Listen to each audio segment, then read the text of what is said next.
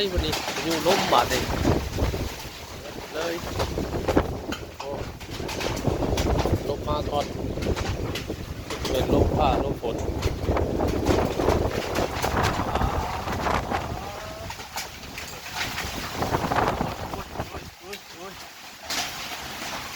ตอนนี้ก็ประ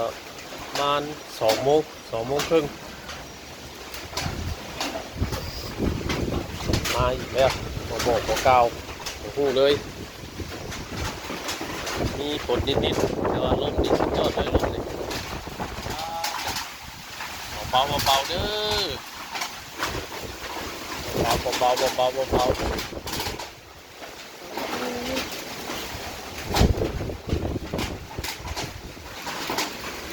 ๆมีฝนมาแล้ว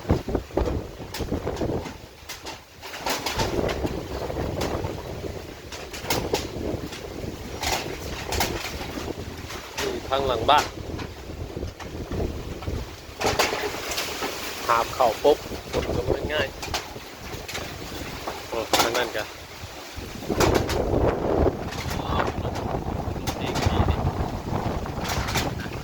โอ้ยเราหาบเข่าบอกเราเนี่ยเอาไว้มาพอดีทำเราเลย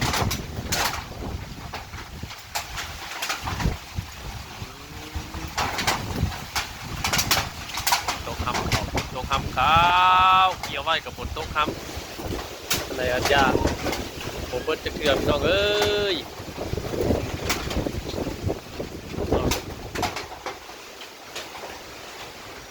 ผมเพิ่งจะเกือบเป็นยุคกันหาเข่ากันที่น่าทอดแท้ๆบอลล่ำนะเป็นยากก็ซื้อมันยังสิลงเลย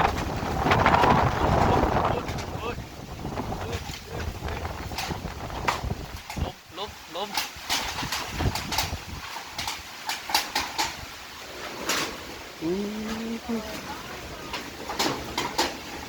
พนอกเขาอยู่ในเด้อพนอกเขาอยู่ในพุ่น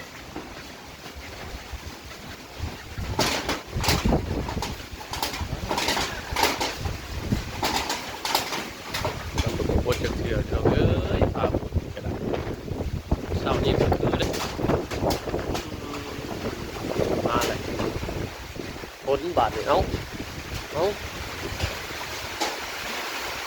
มาครบเลยทุกรูปแบบเนี่ยเป็นว่าธรรมชาติเห็ดยากขึ้นอย่างเห็ดไฮเห็ดนาสมัยนี่คือสมัยเจ้าพ่อเจ้าแม่เพิ่นผ้าฝนกะเบิดคือเบิดอันนี้นั่นโอ้ยต้องเลยมันมือเศร้าดียังแดดฮอดเนาะบรรยากาศกะคือว่านั่นอยู่ตอนแรกว่าพอตกบ่ายมาดิโอ้อีกแล้วผูเกี่ยวเข่ากันโอ้ยเข่าดอก็เต็มหน้าซุกเต็มหน้าอยู่ปวดทางนั้นครับอับเข่าลบคอยซับ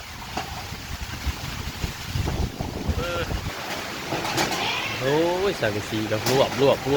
ยู่งาม่วงครับต้นมีกับต้นหมงฮู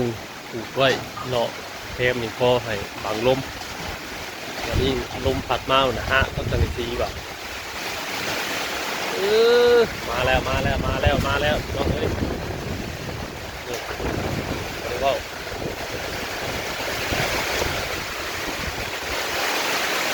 ตกอีกแล้วโอ้ยเนาะ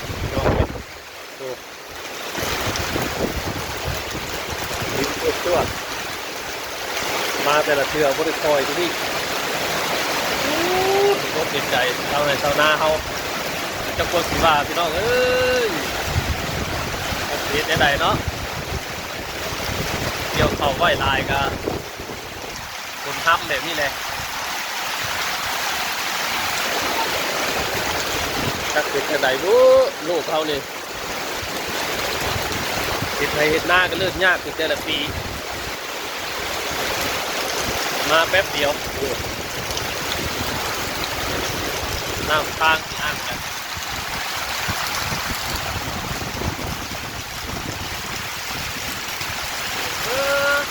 เสียงคนละเสียงคนละโอ้ยโอ้ยโอ้ยยังมาสิเอาทันนะนี่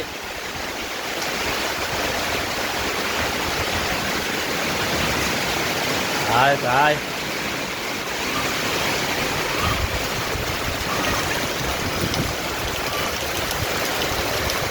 สู้ๆตอนไหนเช้าหน้าเขาเดี๋ยวจะคนที่ว่าเนาะของธรรมชาติโอ้ธรรมชาติ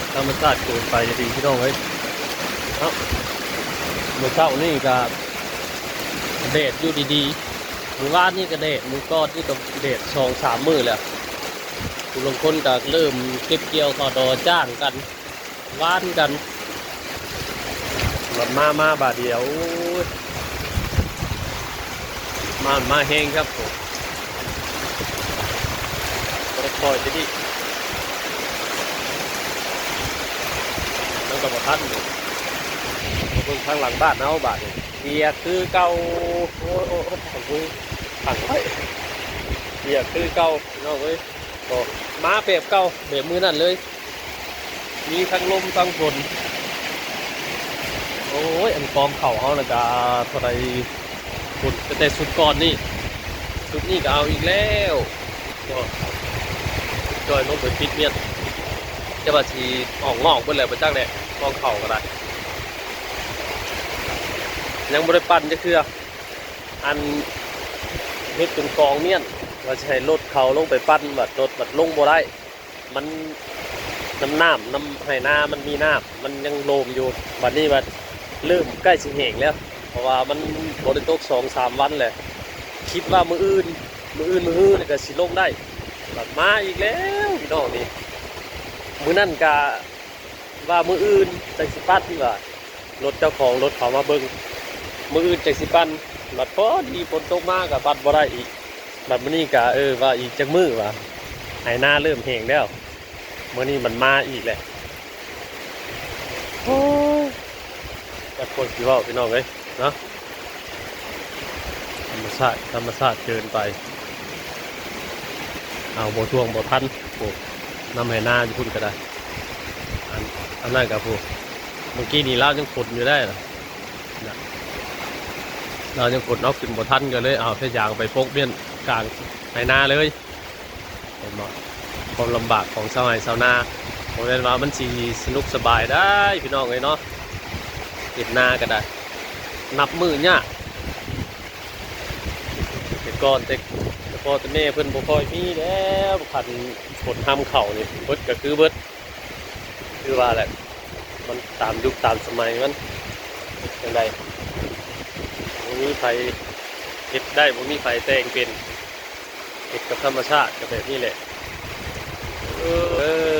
ตกเนาะเองหนักน้ำอังมาเลยน้ำอังขึ้นเลย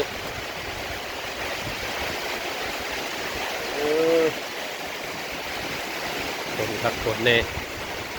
คนมีสังเป็นแบบนี้ไม่ใช่เห็นยากไม่ใช่เห็นหน้ายากเขาดอซุกเต็มให้เต็มหน้าการเกี่ยวบ่ได้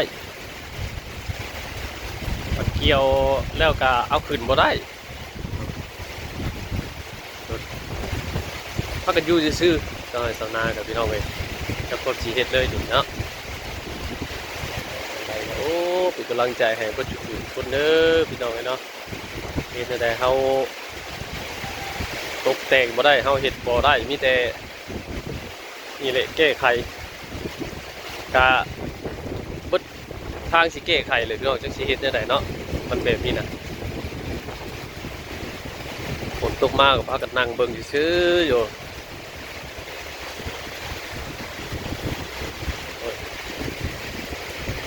เบิดแหละอันนั้นก็หาบขึ้นก็เปียกเบิดแต่โอ้สุดอ่ะเอาลงกระบอก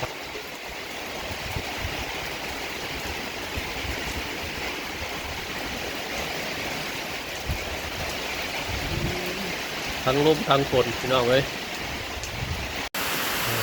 ข่าวด่วนบัดพวกใหญ่เฮามีฝนตกเด้อห้ำเข่ามาเลยไปเกี่ยวเข่าหน่อยเข่าลายก็มีฝนเสียหายกันทั้งนั้นเพราะว่าแต่เกี่ยวหน่อยเพราะว่าแต่เกี่ยวลาย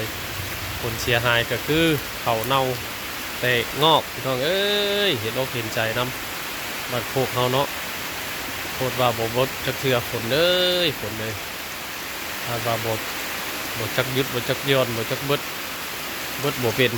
ตกแล้วตกอีกเกี่ยวเข่าเกี่ยวน้ำใกล้สีเกี่ยวใกล้สีแห้งแล้วตกห้ำอีกเลย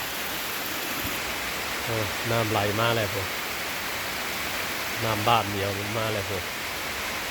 เตรียมกินปูกินปลาอีกแล้วปีนี้กินปลาขนาดพี่น้อยได้กินปลาลายขนาดโอ้ตกแล้วยังบริแจ้งเนี่ยยังมืดอยู่สีมาอีกอยู่ปลาห้องครึ่งน้องเลย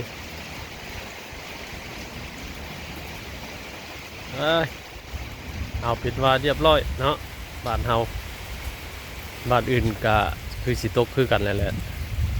อันนี้โดยเฉพาะบ้านโคกใหญ่เฮาเรียบร้อยพี่น้องเอ้ยเรียบร้อยก็คือว่าเปียกเรียบร้อยนะจักสิพากันเฮ็ดจังใดแล้วบัดนี้พากันเกี่ยวข้าวดอพากันเกี่ยวลายแต่ละครอบละครัวเนาะไผก็ขุดเขียวจากแล้วจากทั่วมันก้มมันก้อยบ่แหละมันสิหล่นมันสิหักควงบ่แหละพี่น้องมันนี่พากันเกี่ยวพากันบุกบางครอบบางครัวเพิ่นก็ได้จ้าง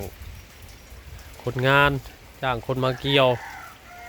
กันยังใครผู้ที่ว่าเป็นเขากลางเขางั้นเนาะแต่เขาดอนี่เรียบร้อยปีนี้เขาดอนี่บริเรือจังดีพี่น้องเลยเรียบร้อยเบิดเขาดอเป็นกำลังใจให้เบิดทุกคนพี่น้องเฮ็ดในธรรมชาติเนาะไปกะเฮ็ดบ่เป็นแก้บ่ตก